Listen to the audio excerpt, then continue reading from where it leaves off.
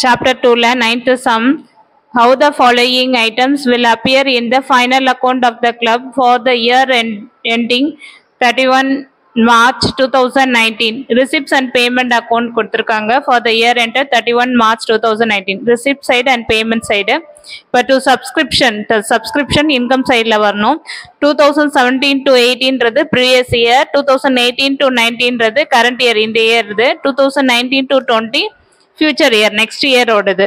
இப்போ இங்க என்ன கொடுத்திருக்காங்க, there are 200 members in the club, each paying the annual subscription rupees 400. ஒவ்வொருத்தரும் எவ்வளவு பே பண்றாங்க, 400. அப்ப 200 into 400 டோட்டலா எவ்வளவு பே பண்ணிருக்காங்க, 80,000.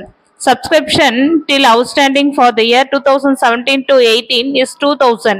The subscription of outstanding எவ்வளவு, 2,000. இதை ஆட் பண்ணி காட்டணும். இப்ப சம் பார்க்கலாம்.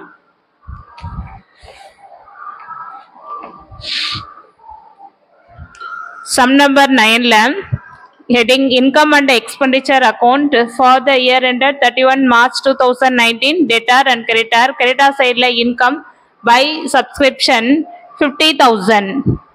Add outstanding subscription 2018 to 19 30,000. Total 80,000. The 30,000 எப்படி வந்ததுன்றத workingsல கொடுத்திருக்கேன்.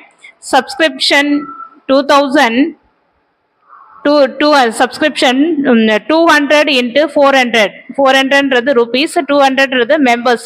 200 into 400 80,000.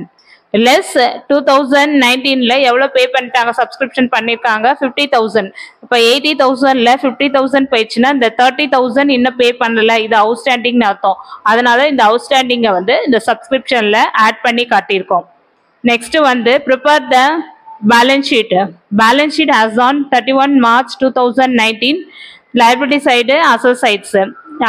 Asset side is debtor and liability side creditor.